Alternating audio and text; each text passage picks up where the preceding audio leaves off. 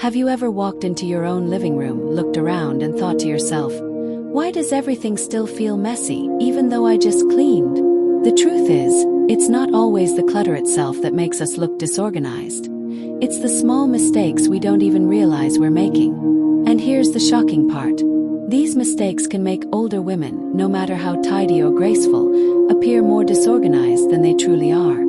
Today, I'm going to share 5 powerful decluttering mistakes that silently sabotage your home, and more importantly, how to avoid them. I want you to stay with me until the end because I promise you, the last mistake is one you've probably been guilty of for years, and fixing it could transform not just your space, but your peace of mind.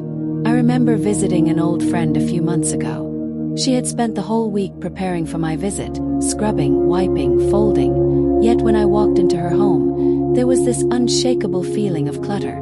She looked at me with tired eyes and said, I don't know what else to do, I try so hard, but it never looks right. That moment broke my heart, because she didn't realize that the problem wasn't her effort, but the way clutter was sneaking in through hidden mistakes. And she's not alone. Many of us carry this silent frustration, feeling that no matter how much we tidy, the disorganization shows. Before we dive in, let me ask you a hard question. Are you absolutely sure you're not making these mistakes right now in your own home? If you think you're safe, I challenge you to keep watching, because skipping even one part of this video could mean missing the one mistake that's holding you back the most. And I don't want you to go another year struggling with the same cycle of cleaning, hiding, and still feeling disorganized. So, make yourself comfortable. This is not just about cleaning a house. It's about reclaiming your peace, your dignity, and creating a home that feels as beautiful and calm as you deserve. And if you haven't yet, take a moment to subscribe. Because honestly, missing out on these lessons might mean living with the same frustration my friend had. And you deserve better. One of the most common mistakes I see, and one that I personally struggled with for years, is holding on to things, just in case. You know the story. The extra coffee mugs hiding at the back of the cupboard, the stack of old magazines you swore you'd read again, the gadgets in the kitchen drawer that haven't seen daylight in over a decade. They sit quietly, convincing us they might one day be useful, but in reality, they rarely are. I'll never forget the time I was helping a neighbor sort through her spare room. She had over 15 winter coats, yet she lived in a place where the winters were mild, and she hardly left the house during the cold season. When I asked her why she kept them all, she looked at me with a half smile and said, well, what if one day I need them? That one day never comes. Instead, the clutter multiplies, weighing on us both physically and emotionally. Psychologists call this the scarcity mindset, the fear that if we let something go, we might regret it in the future. But here's the truth. The space those unused items occupy could be better used for the things that actually support our lives today. Seniors especially need their homes to be safe, accessible, and peaceful, not packed with items that belong to a version of life that no longer exists. So, if you find yourself keeping things just in case, pause and ask yourself, am I holding on to the item, or is the item holding on to me? Releasing it doesn't just clear a drawer or a closet, it clears your mind. Another mistake many older women make, often without even realizing it, is ignoring the hidden clutter zones. These are the spaces we don't think about daily. The tops of dressers, the junk drawer in the kitchen, the shelves in the garage, or even under the bed. We convince ourselves that if the main living room looks tidy, the rest doesn't matter. But here's the problem. Hidden clutter still whispers into our minds. We know it's there, and it weighs us down in ways we don't always notice. I remember visiting my aunt one afternoon. Her living room looked spotless. Everything was dusted, the pillows were neatly arranged, and the coffee table shone. But then she opened a hallway closet, and it nearly exploded with bags, boxes, and random things shoved in over the years. She laughed nervously and said, "Don't look in there, it's my secret mess." And in that moment, I realized how many of us are living with secret messes that quietly add stress to our lives. Studies in psychology have shown that even when clutter is hidden, it still increases stress levels because our brains are aware of unfinished tasks. Seniors, especially, benefit from calm and simplicity, and yet these hidden zones steal away that peace. So here's what I encourage you to do. Open those spaces you've avoided for years. Take one drawer, one shelf, or one corner at a time. Don't overwhelm yourself. Small victories over hidden clutter build confidence, and you'll start to feel lighter with each cleared space.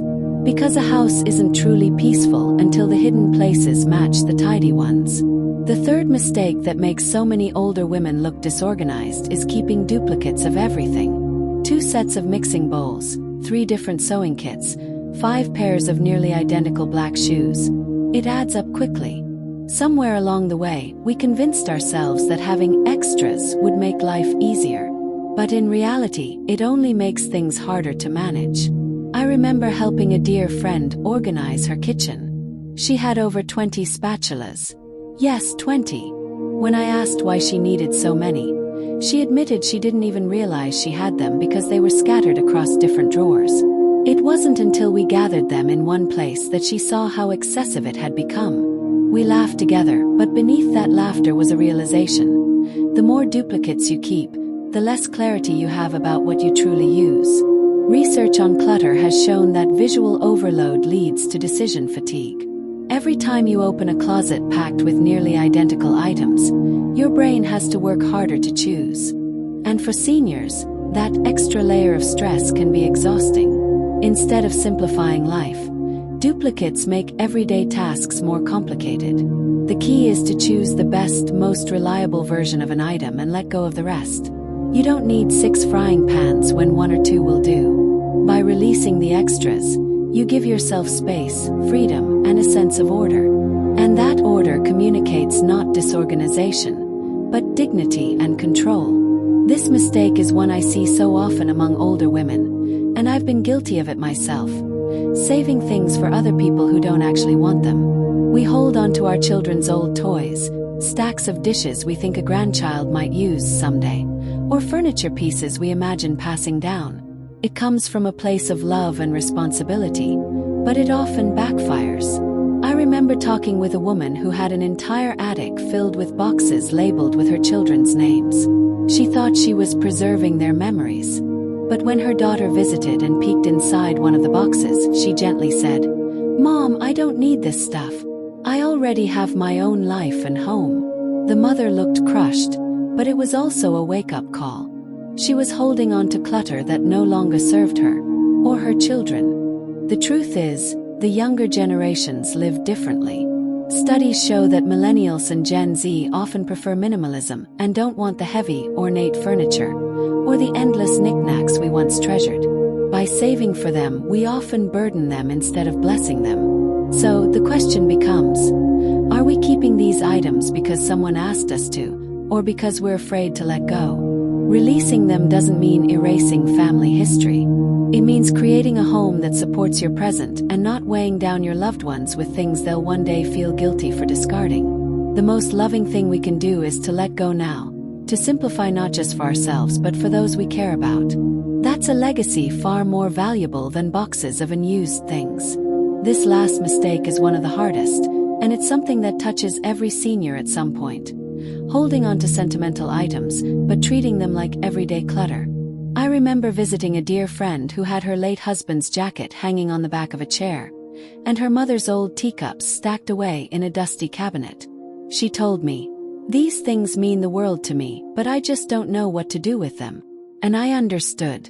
Because when an item holds our memories, it's no longer just an object, it's a piece of our story. The mistake comes when we keep everything that has meaning, but bury it in boxes, closets, or piles. Instead of honoring the memories, we let them drown in the chaos. Studies in psychology even show that when sentimental items are left mixed with clutter, our brains associate them with stress rather than comfort. That means the very things we're keeping to feel close to loved ones may actually be weighing us down emotionally. The better approach is to cure it. Pick a few pieces that truly reflect the person or memory, and give them a place of honor in your home.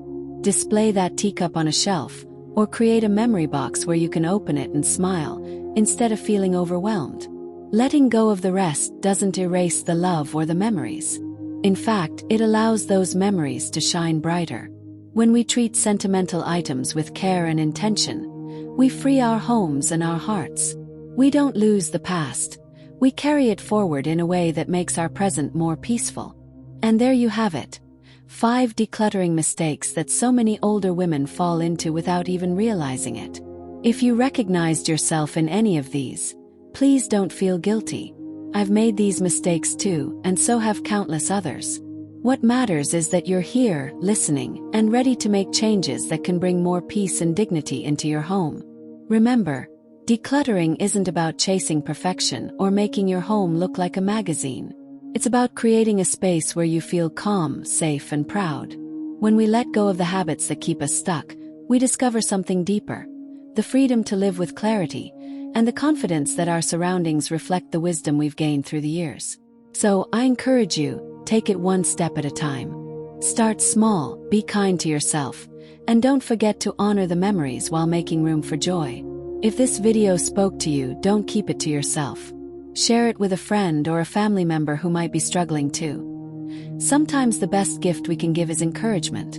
And if you'd like more gentle guidance on decluttering and simplifying your life as you age, don't forget to subscribe, because I'll be sharing more stories, strategies, and inspiration just for you.